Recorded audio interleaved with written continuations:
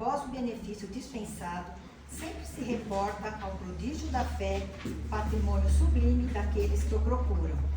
Diversas vezes ouvimos-lo na expressiva afirmação: a tua fé te salvou. Doentes do corpo e da alma, depois do alívio ou da cura, escutam a frase generosa: é que a vontade e a confiança do homem são poderosos fatores no desenvolvimento e iluminação da vida. O navegante sem rumo, em quem nada confia, somente poderá atingir algum porto em virtude do jogo das forças sobre as quais se equilibra. Desconhecendo, porém, de maneira absoluta o que lhes possa ocorrer. O enfermo descrente da ação de todos os remédios é o primeiro a trabalhar contra a própria segurança. O homem que se mostra desalentado em todas as coisas não deverá aguardar a cooperação útil de coisa alguma.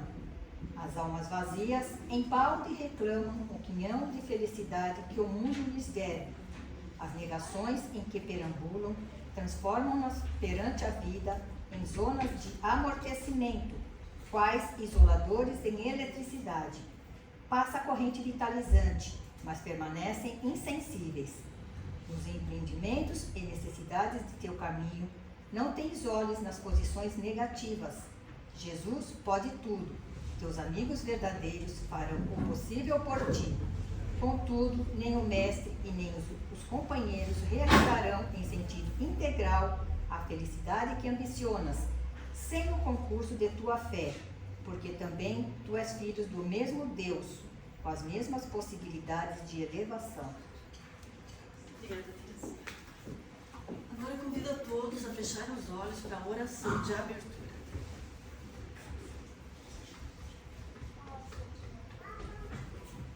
Senhor, estamos aqui reunidos neste ambiente de paz, nesta casa que nos acolhe e nos fortalece, em busca de um conforto espiritual, em busca das verdades eternas. Pedimos assim, Senhor, o amparo para estarmos receptivos às boas energias deste ambiente, aos ensinamentos que nos serão passados através da palestra, para que assim possamos nos beneficiar ao máximo, saindo daqui fortalecidos física e espiritualmente e mais esclarecidos acerca das verdades eternas. Para que assim possamos perseverar no caminho do bem em busca do nosso aprimoramento espiritual. Queremos pedir também, Senhor, por todas as pessoas que se encontram afastadas do caminho do bem, se encontram iludidas pelas tentações do mundo material, que se encontram voltadas para a satisfação das paixões inferiores. Pedimos, dai a elas, Senhor, o discernimento para que possam despertar e retornar ao caminho reto que conduz a Ti, Senhor. Te pedimos ainda, esteja sempre conosco, nos amparando nos momentos de dificuldades essas que sabemos serem provas necessárias ao nosso progresso espiritual. Esteja também conosco, nos protegendo de todo mal e nos guiando em todos os momentos. Que assim seja. E quem vai nos trazer a palestra de hoje é Murilo Santos. Ele é trabalhador do CEPAC, né, Centro Espírita que se localiza ali no Almer.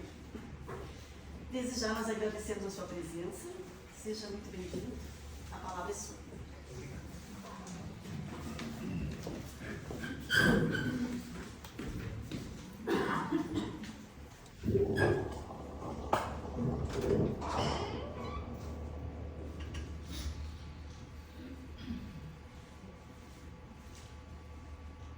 Bom dia, amigos e amigas. Bom dia.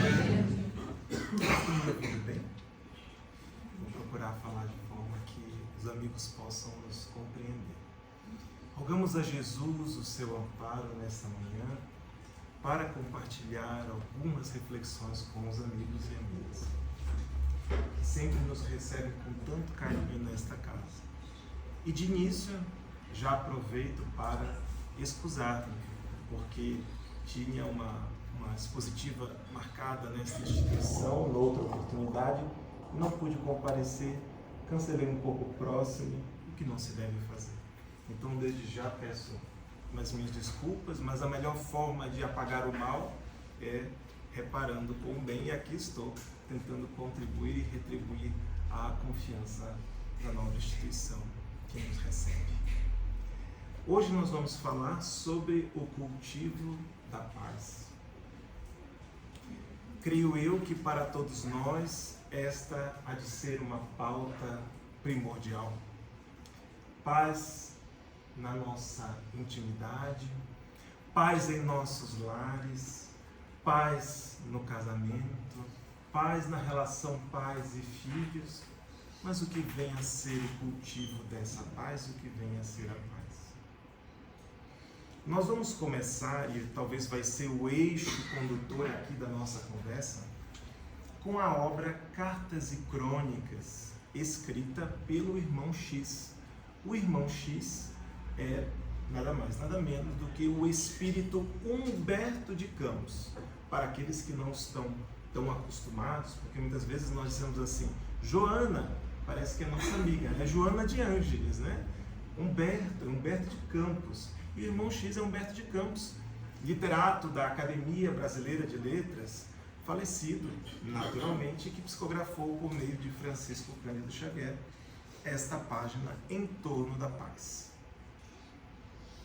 E o texto Em Torno da Paz, antes de nós mergulharmos um pouco, muito brevemente, prometo aos amigos que será indolor, né, em relação a esse texto, vocês vão ver que, não sei o que cada um vai sentir, né, mas nós nos identificamos bastante com a figura central que vai ser apresentada por Anacleto, aliás, o Humberto de Campos, que é Anacleto, porque ele tem muito do nosso jeito de ser, né?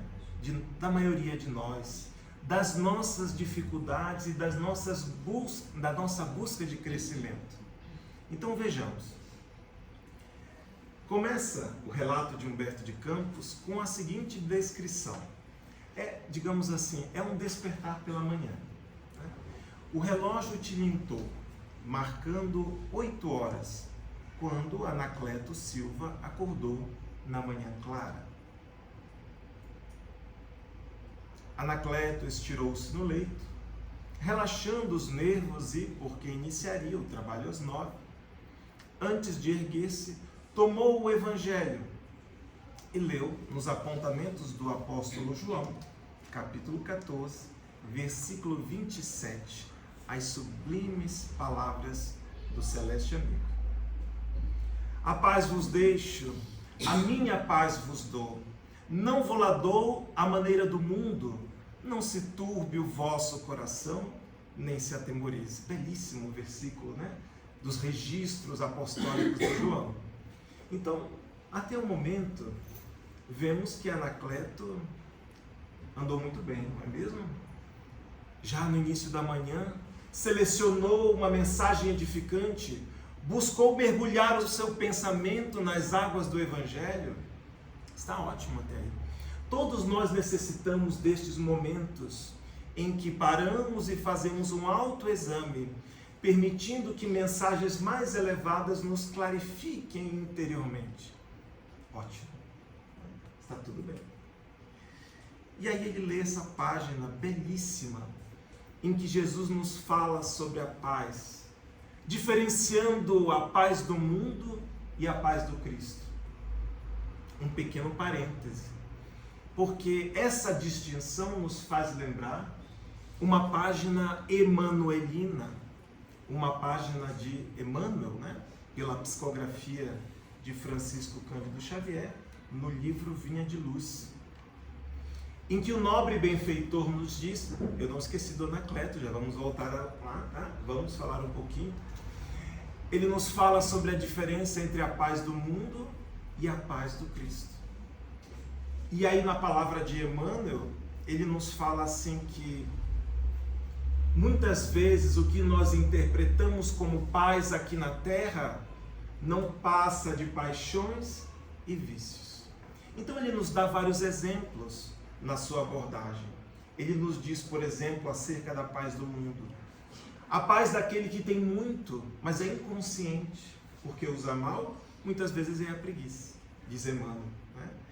Diz logo mais, a paz do ocioso é a fuga do trabalho. Prossegue Emmanuel dizendo, a paz do arbitrário, que é um arbitrário? Aquele que impomos a nossa vontade, né? É o capricho satisfeito. E aí vai Emmanuel elencando algumas ideias. A paz daqueles que se afeiçoam às sensações de baixo teor é a viciação. Então, muitas vezes interpretamos como paz a ausência de dificuldades, a ausência de sacrifícios, a ausência de desafios ou o desbordar das paixões e dos vícios. Esta não é a paz do Cristo. Esta é a paz do mundo. E Emmanuel conclui essa belíssima página dizendo assim, a paz do mundo pode muitas vezes ser o sono enfermiço da alma, mas a paz do Senhor, palavras textuais de Emmanuel, é nascida e cultivada, portas adentro do espírito, no campo da consciência e no santuário do coração.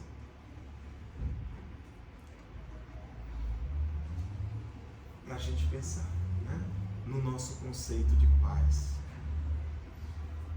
E vamos voltar para a história de Anacleto, né? E Anacleto lê esta página. Será que ele imaginou tudo aquilo que Emmanuel nos falou agora, né? Talvez não.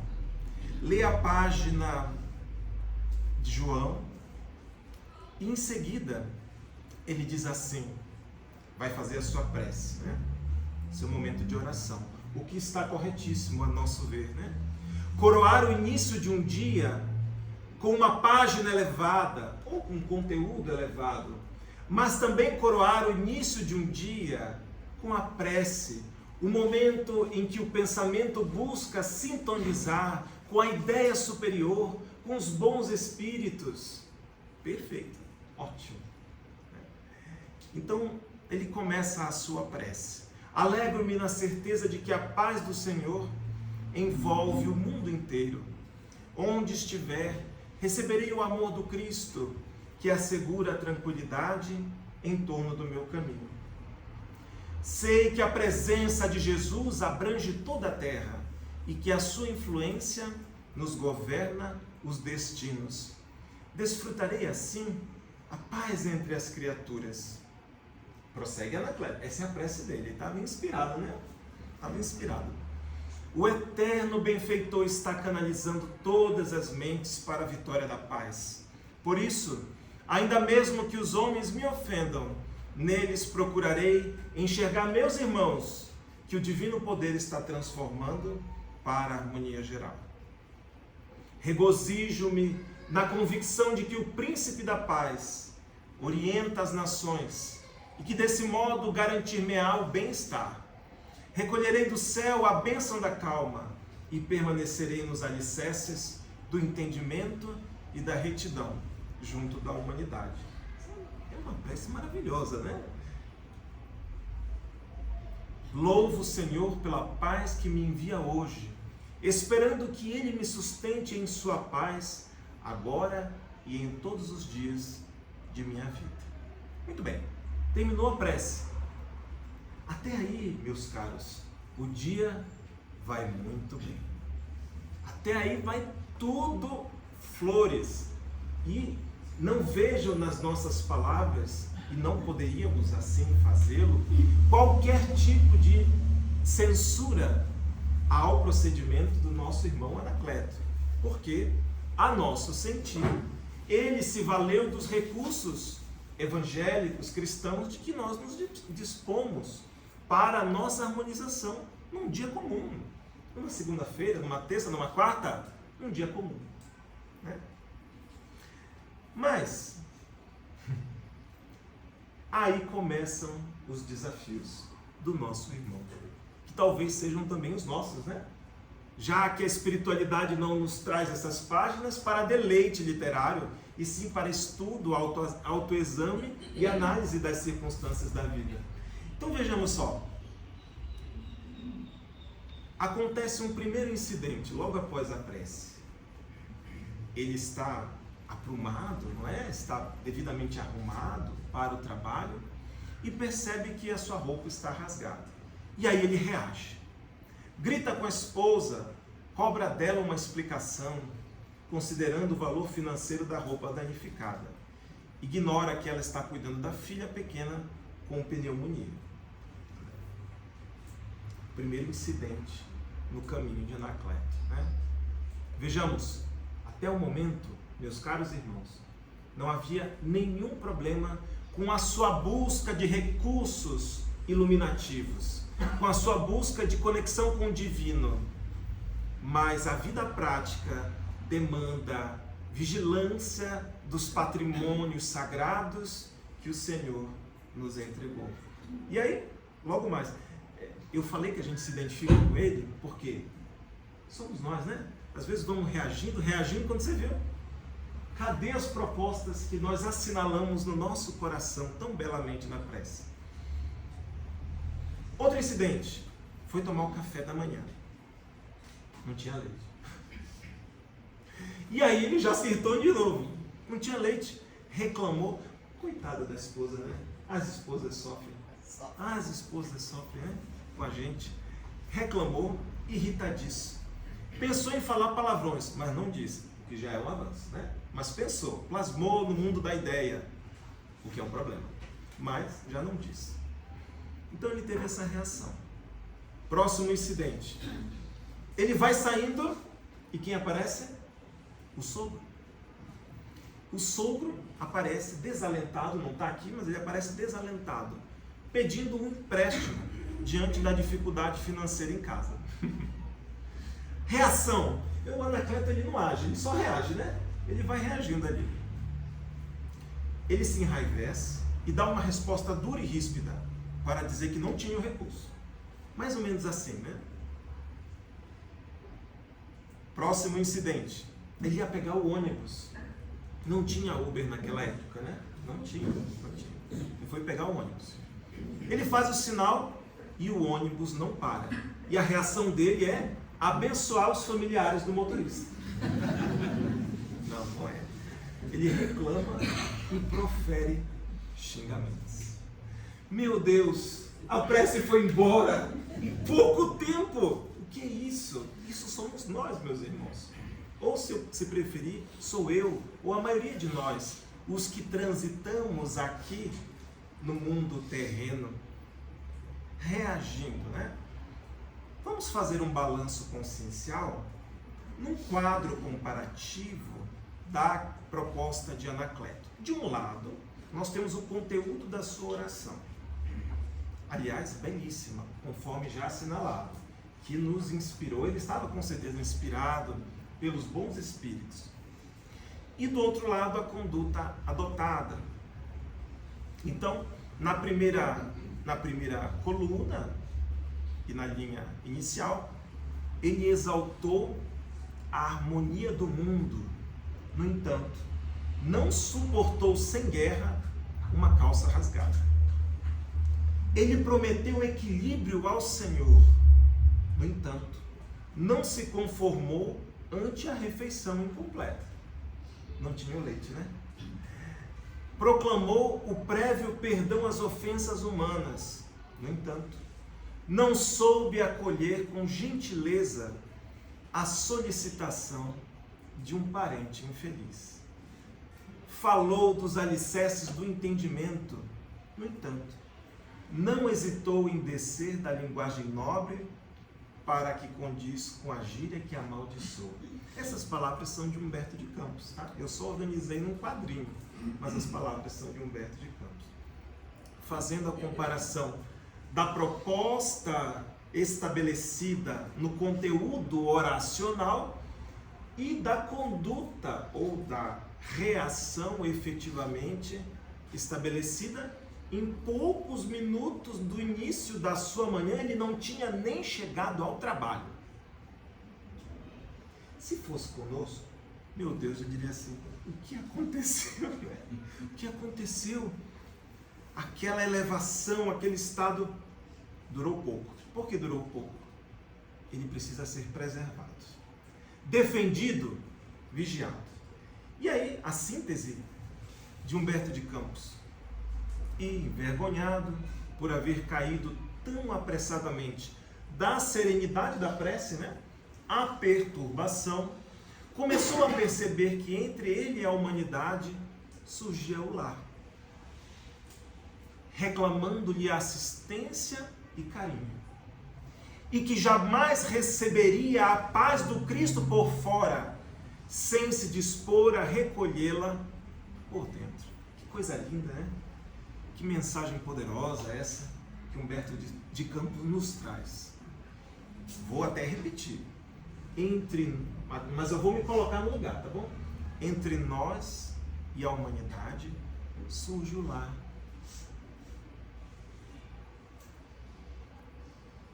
Reclamando-nos assistência e carinho. E ele percebe que não receberia a paz do Cristo de forma exterior, sem recolhê-la dentro do coração. Não é por acaso que o Divino Mestre Jesus, ao ser indagado onde residia o reino de Deus, proclamar a todos nós que o reino de Deus não veria com aparências exteriores. Não poderíamos dizer: olha lá o reino de Deus, olha lá o que está passando. Porque o reino de Deus, palavras de Jesus, está dentro de nós. Conforme as anotações do evangelista Lucas. O divino está dentro de nós. E a conexão com este divino nos atos da nossa vida, da nossa conduta, do nosso dia a dia, é o desafio da presente reencarnação. Voltamos para cá para isso, para conectar com esse reino dos céus que está ali, em latência, em potência dentro das nossas almas. Ninguém que esteja destituído deste tesouro precioso que dorme dentro de nós, aguardando-nos, como disse a leitura inicial, a vontade, o esforço para ativar os seus potenciais divinos. Depois dessa belíssima leitura de Humberto de Campos, nós já poderíamos até ir para casa pensar, pensar nas nossas necessidades, nas nossas dificuldades. Mas temos algo a mais para compartilhar com os amigos. Há uma recente publicação de José Raul Teixeira, chamada Atalaia Cristã, pelo espírito Francisco de Paula Vitor. Esse livro é muito interessante. Vou fazer uma divulgação breve. Porque este espírito, que aliás foi padre numa das suas vidas, ele se propõe nesta obra a analisar pequenos trechos do Evangelho de João. Aliás, desculpe, corrigindo, Pedro. Troquei os nomes. O Evangelho de Pedro, mas na verdade não o Evangelho, as suas cartas, Pedro tem 2 cartas, dentre as cartas universais, e aí Francisco de Paula Vitor, ele vai analisando em cada página breve alguns trechinhos das cartas de Pedro. É um trabalho bastante valoroso, como de modo geral valoroso é a psicografia de José Raul Teixeira, valorosa. Então, no trecho que nós selecionamos aqui, para uma reflexão junto com os amigos, Francisco de Paula Vítor escreve assim: os homens precisam compreender que um coração tocado pelo céu é um tesouro nas mãos do bem, é um patrimônio vigilante do bem, nas mãos de Jesus, nas mãos do Cristo, que nos ensina a estarmos sempre em sentinela no orbe, sempre em atalaia, para que nossos inimigos não logrem nos atingir. Eu fui pesquisar o sentido da palavra atalaia, porque eu achava que tinha alguma coisa a ver com alguma coisa marítima, costeira, mas na verdade atalaia, no sentido proposto aqui, significa vigilância. Por isso que o nome do livro, olha só, agora já sabemos, atalaia cristã é vigilância cristã, sentinela, vigilância. Tudo que faltou ao nosso irmão Anacleto, né? Faltou a ele vigiar, cuidar do patrimônio superior com o qual ele havia sido aquinhoado naquela sua manhã normal, de um dia a dia tranquilo. Então, a proposta aqui de Francisco de Paula Vítor, quando ele nos diz que os homens precisamos, né, compreender que um coração tocado pelo céu, sabemos que quando os espíritos nobres se referem a céu, eles estão usando uma metáfora, né? Uma metáfora das esferas espirituais superiores, dos planos superiores. Então, a referência a céu aqui é uma referência metafórica, né? O céu é um estado de consciência, o inferno também é um estado de consciência. Lugares existem no sentido leigo de falar, né? Esferas espirituais existem, mais elevadas, menos elevadas, que a literatura religiosa tradicional nominou como céu ou como inferno. É tudo mundo espiritual, elevado ou não, né? Então, um coração tocado pelo céu é um coração tocado, e aí a palavra coração é interessante, ela também é uma metáfora, né? É o sentimento. É o sentimento. Então, o coração tocado pelo céu é um sentimento tocado pela influenciação da ideia superior, que verte dos planos elevados, que verte dos planos mais nobres, mais sublimes da vida. Coração tocado pelo céu. Essa é uma ideia para a gente. E quando nós falamos tocar o coração, essa é uma dificuldade nossa, né? Com a doutrina espírita e com qualquer denominação religiosa. Sentir a mensagem que nós recebemos e vivê-la nas nossas vidas. Existe uma obra que eu tenho certeza que a maioria dos amigos conhece, que é a obra Renúncia, que aliás eu li recentemente, ouvi também um audiobook, na realidade. A obra Renúncia apresenta a história de uma personagem chamada Alcione, que nem deste mundo é, tal a sua elevação grandiosa. E ela é educada por Emmanuel, que na época se chamava Padre Damiano, é uma das suas reencarnações. Nada mal de educador, né? Que diríamos nós, né? Se tivéssemos um professor desse. E nesta obra, Alcione nos diz uma coisa que se tornou um verdadeiro emblema para o estudo e para a metodologia da apropriação do Evangelho no meio espírita. Ela diz assim: o Evangelho deve ser conhecido, deve ser compreendido, deve ser sentido e deve ser vivido. São 4 instâncias, são 4 momentos diferentes, né? Então eu digo assim, eu não consigo viver o Evangelho. A maioria de nós tem muita dificuldade de viver, incluído quem vos fala, lógico. Mas olha, eu conheço, eu compreendo, eu sinto, eu vivo. Então, há vários momentos anteriores. E aí agora voltando ao espírito Francisco de Paula, no livro Atalaia Cristã. Quando ele nos diz um coração tocado pelo céu, ele nos propõe que a mensagem superior espírita seja sentida, seja conhecida, né? Seja compreendida, mas seja sentida. Precisamos sentir essa mensagem para que ela possa fazer parte da nossa vida. E precisamos vigiá-la. E ele vai dizer assim, olha, esse coração que eu tenho certeza que representado aqui pelos amigos e irmãos que carinhosamente nos ouvem. Este coração é um patrimônio vigilante do bem nas mãos de Jesus.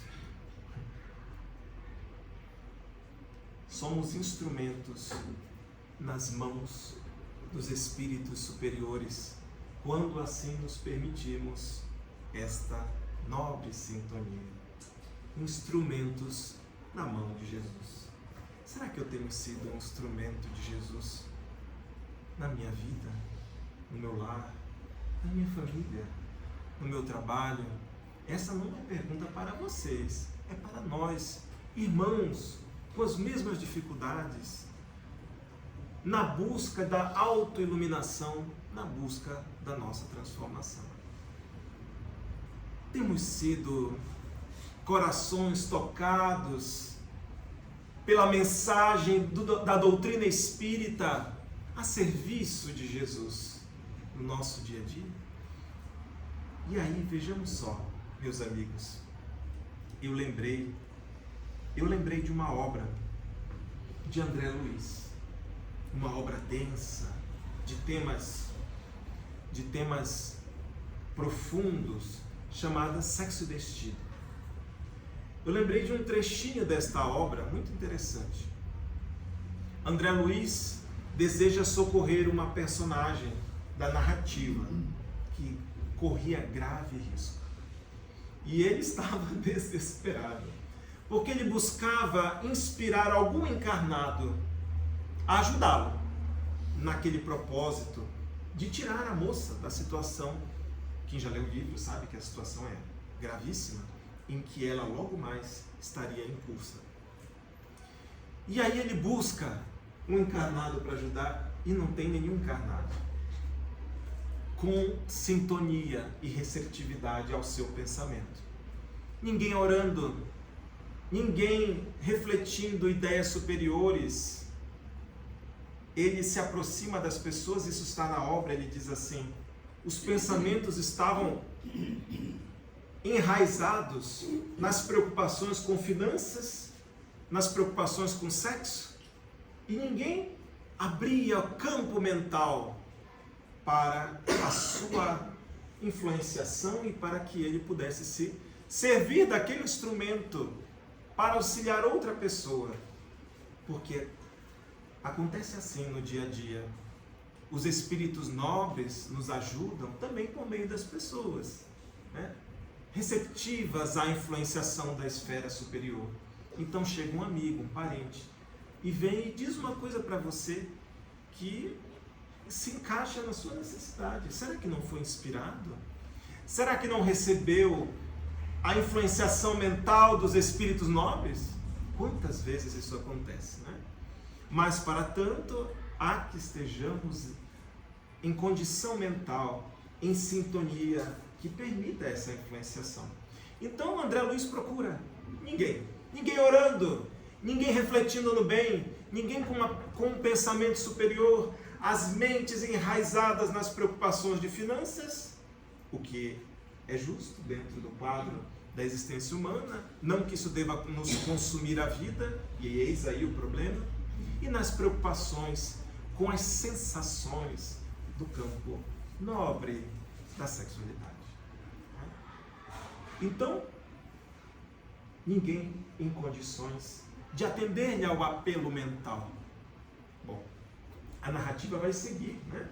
E eu não posso contar mais, porque daí os amigos que não leram não vão querer ler, né? E também não é a nossa proposta hoje falar sobre o livro Sexo e Destino mais adiante. Então, mas dizer o seguinte: precisamos estar receptivos à ideia superior, para que também possamos ser instrumentos nas mãos do divino dispensador das bênçãos aqui na terra, que é Jesus. E olhe só o que logo mais nos diz Francisco de Paula Vitor, que precisamos estar sempre em sentinela no orbe, sempre em atalaia, que é vigilância, para que os nossos inimigos não logrem nos atingir. Gente, poderíamos ter uma visão superficial e ingênua e infantil de achar que os nossos inimigos estão fora. Essa é uma visão ingênua e não é uma visão espírita. Os nossos maiores inimigos estão dentro. Não nos enganemos. O que mais nos assusta no outro não é o outro, mas o mal do outro que se conecta com o meu mal. A sombra do outro que se conecta com a minha sombra. Seria ingenuidade pensar diferente. Os nossos maiores inimigos não são nossos familiares, por mais difíceis que eles sejam. Não são nossos colegas de trabalho, por mais difíceis que eles sejam.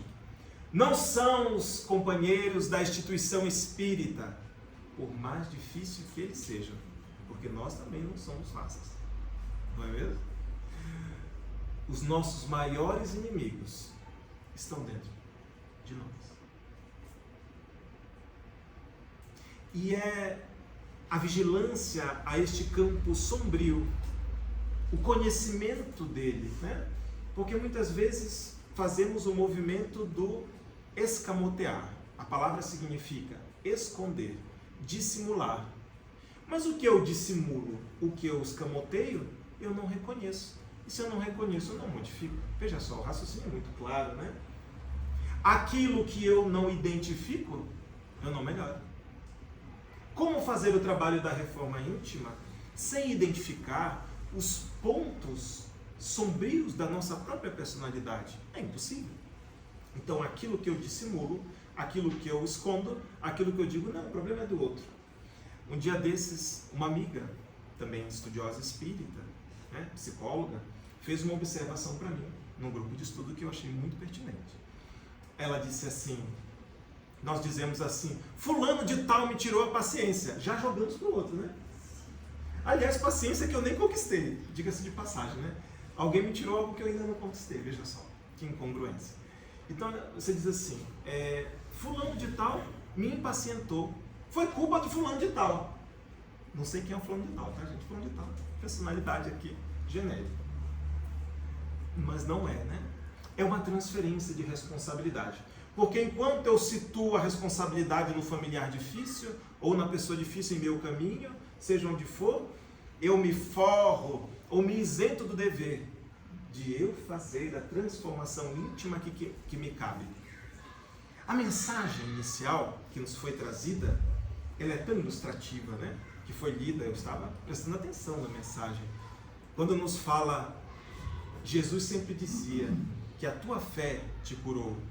A tua vontade, o teu esforço é o elemento que fecha o circuito com o pensamento superior.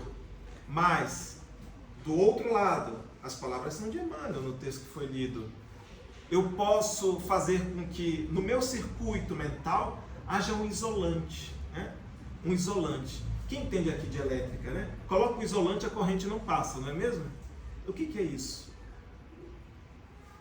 Esse isolante representa o campo das nossas ideias pessimistas, o campo das nossas ideias vingativas, agressivas.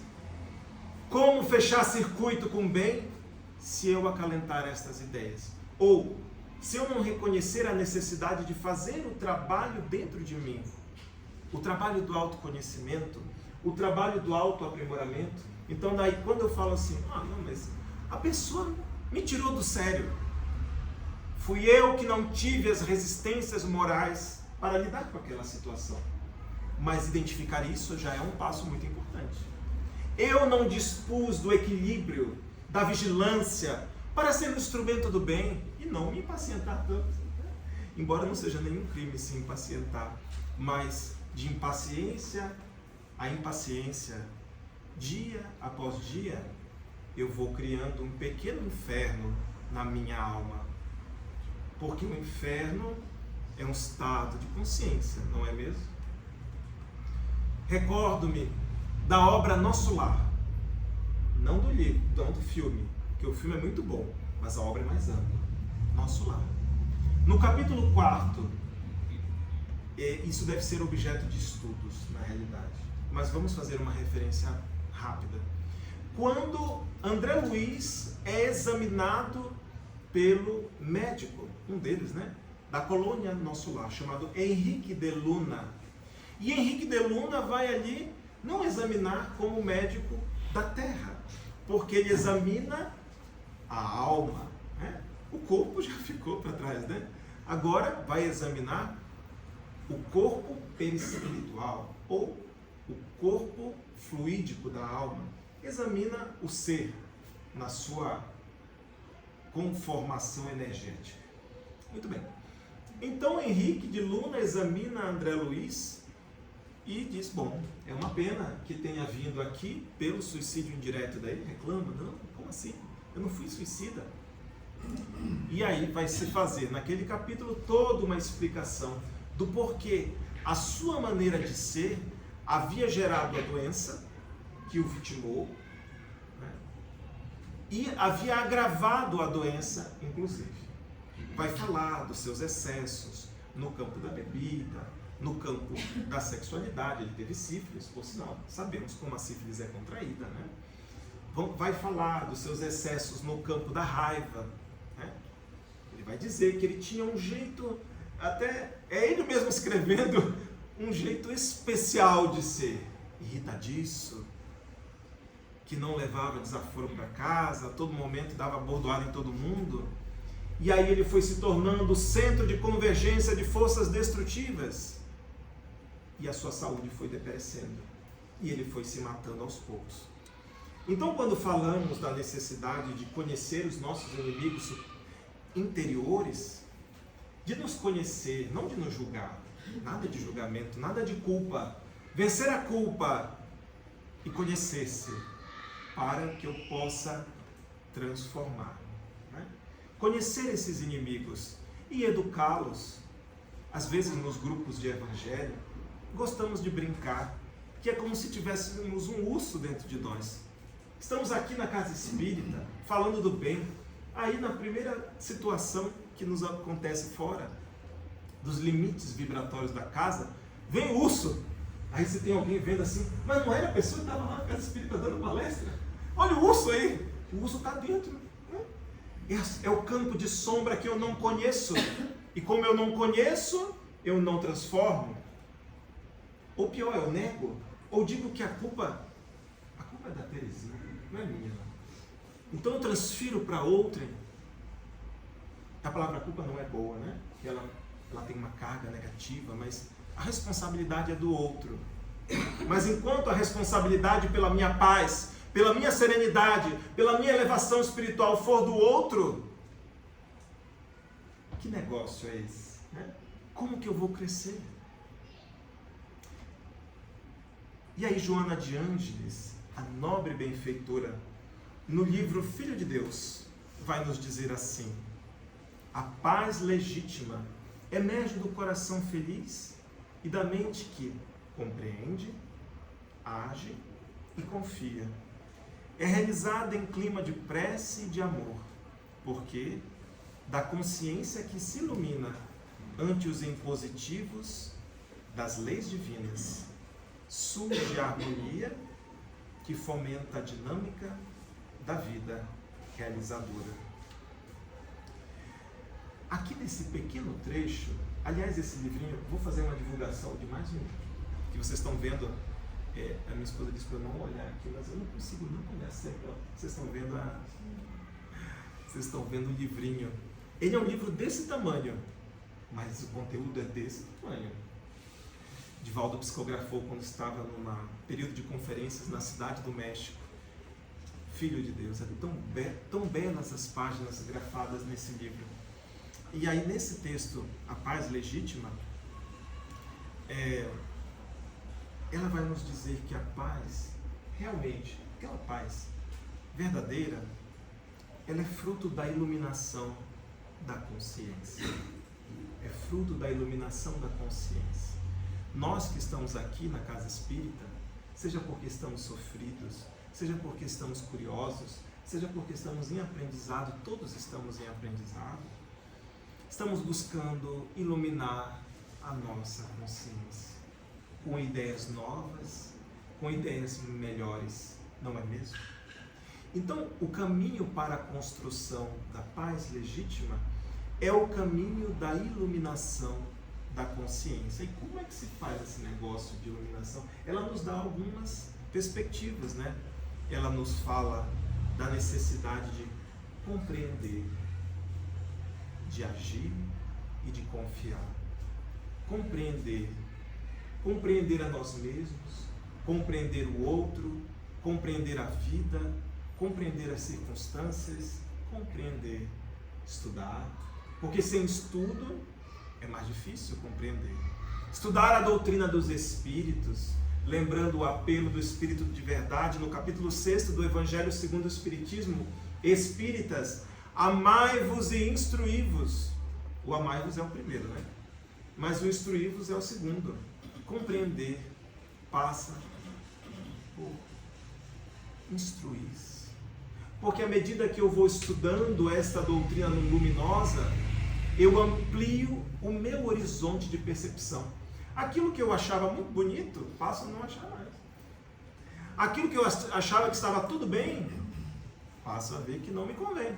Tudo posso, né? Como diz Paulo, mas nem tudo me convém. Então, um primeiro elemento que Joana nos traz aqui, nesse trechinho, para a gente saborear as suas palavras, é a compreensão. Ela fala também da ação e da confiança. Confiança, mas ação e confiança demandam previamente compreensão. Confiar em quê? Confiar em quem? Vou confiar no Cristo? Não, eu confio em Jesus. Mas é uma confiança cega? É uma confiança assim? Na doutrina espírita, a fé não se propõe a ser cega.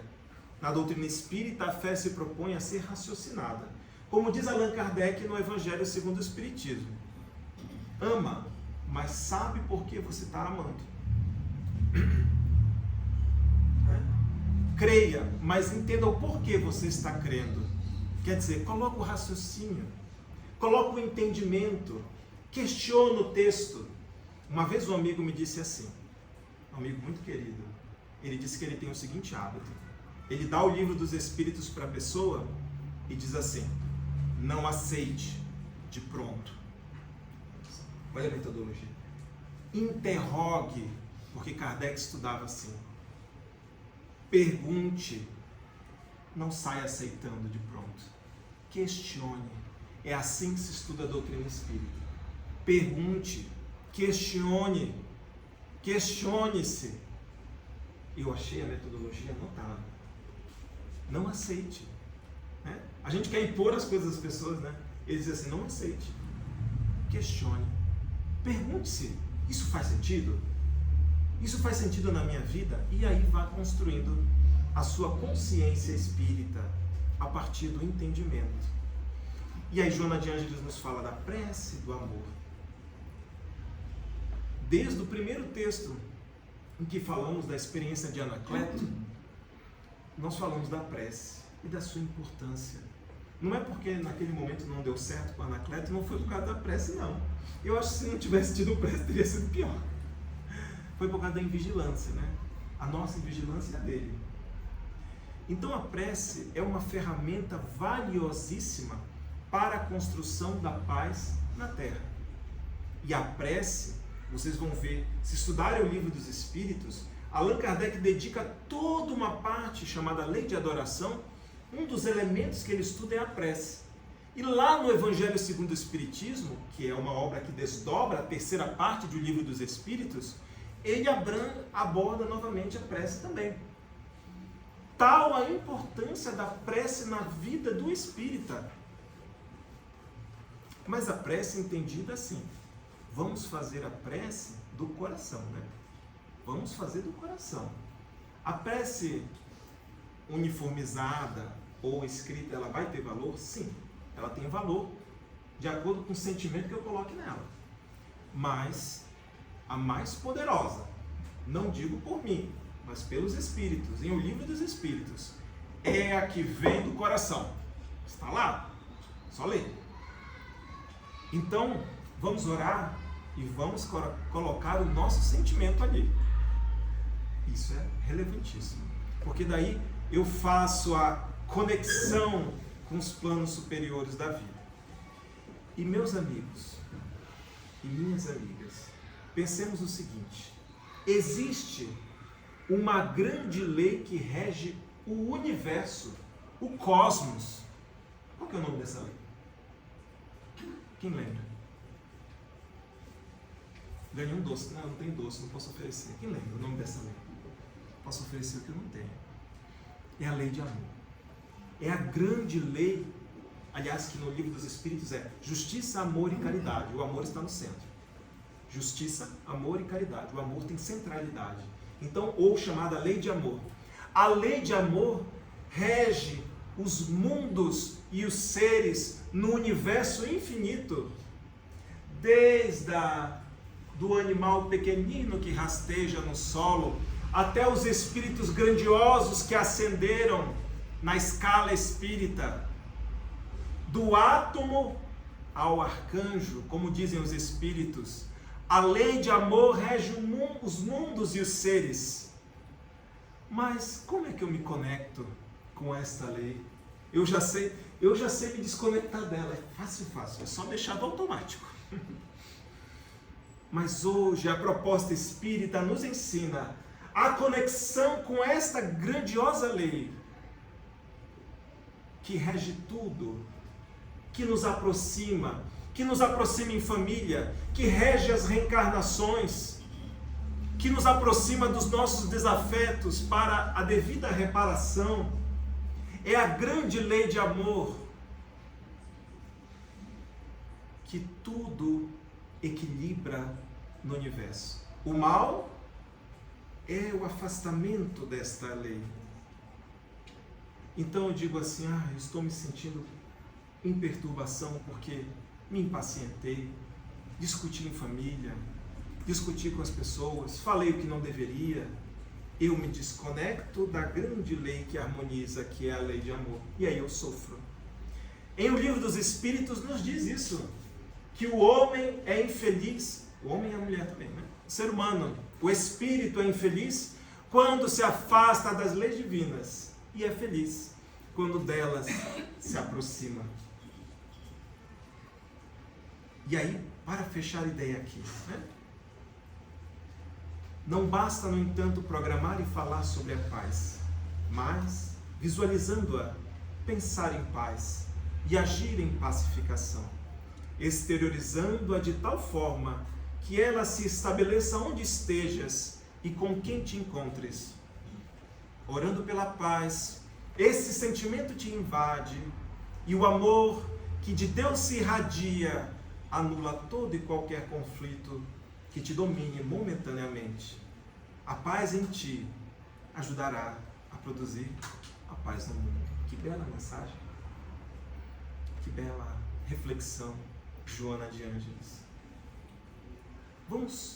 Eu estava lembrando de uma história contada por Divaldo não há muito tempo, citando Confúcio, que foi um sábio chinês. E ele nos disse assim, que Confúcio nos ensinou uma frase interessante. Quando nasceste, todos choravam, aliás, todos sorriam, e tu choravas, né? Choravas, a criança. Vive de tal forma que quando tu morreres, todos chorem e tu sorris. Coisa linda, né? Que sabedoria. Vive de tal forma que quando tu morreres, todos chores. E tu, espírito imortal, que viveste antes da vida física e sobreviverás à morte do envoltório perecível. Sorrias com a consciência tranquila pelo bem deixado aqui na terra. Vamos encerrar com uma breve leitura do livro Excursão de Paz. Só a imagem de Chico já nos transmite paz, não é? Ele que nas suas obras e na sua vida nos transmitiu tanto esse sentimento. Casimiro Cunha, o poeta, escreve por meio de Francisco Cândido Xavier, o capítulo 11, Trilogia da Paz. Leremos rapidamente e já será o encerramento do nosso momento aqui com os amigos. Enquanto o mundo se agita, clamando na inquietação, guardemos a trilogia amor, serviço, coração. Se padeces duras provas, conserva contigo à mão 3 remédios infalíveis: amor, serviço, coração. Calúnias e desafios, insultos do orgulho vão, fogem da estrada e se encontram: amor, serviço e oração. Para as tristezas que nasçam do pensamento malsão, 3 recursos nunca falham: amor, serviço, oração. Sofres o peso da angústia, se queres libertação, usa com todos e em tudo amor, serviço e oração. Conflitos, dificuldades, problemas de indecisão terminam quando recebem amor, serviço e oração. Quaisquer sombras como sejam, desventura ou tentação, dissiparás aplicando amor, serviço e oração. Se pedirmos paz ao Cristo, Ele dirá com razão: cultiva em qualquer caminho amor, serviço e oração. Que Jesus nos abençoe e nos auxilie a cultivar essa trilogia maravilhosa: amor, serviço e oração. Agora temos que fazer a prece, não é mesmo? Então vamos lá.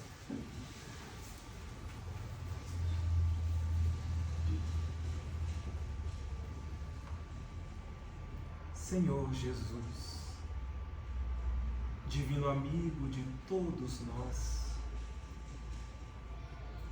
neste momento em que depositamos no Teu coração misericordioso as flores mais belas das nossas esperanças, da nossa angústia, rogamos-te, Senhor, verta sobre nós as energias do bem, as energias da paz, que nos planifiquem, ainda que momentaneamente, para o retorno às nossas vidas, mais conscientes, mais lúcidos, mais amorosos, mais afáveis, mais irmãos.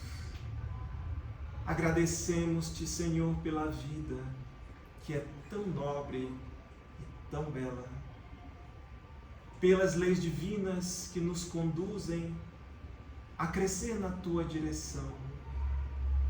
Obrigado, Jesus, pela família que nos deste, pelo lar, seja como ele for. Obrigado, Jesus, pelas possibilidades mínimas que sejam depositadas em nossas mãos na presente reencarnação. Agradecemos, divino pomicultor das almas, pela mensagem espírita que nos eleva, que nos conforta, que nos instrui, que nos consola. Obrigado, Jesus, pela paz que fruímos nesta casa, pelo passe que iremos receber, pela fraternidade dos amigos que nos acolhem, pelo amor dos espíritos bondosos que, do plano invisível, nos abraçam, nos acalentam, envolvendo-nos a todos os corações. Obrigado, Jesus, e rogamos que a tua paz se fixe nos painéis de nossa alma mais demoradamente, a fim de que possamos construí-la no esforço que nos cabe logo mais, na nossa vida, nos nossos lares, na nossa convivência com nossos irmãos. Abençoa, Senhor, aqueles que se dizem nossos inimigos. Saibamos cultivá-los na alma como irmãos de nossa jornada. Abençoa todos nós, Jesus, repletando-nos de luz e de paz, a fim de que a nossa jornada, neste educandário terrestre, seja de nobres aprendizados e de nobres esforços na direção do bem.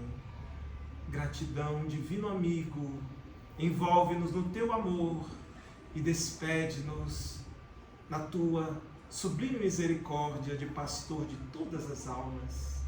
A nossa gratidão, Jesus. Que assim seja.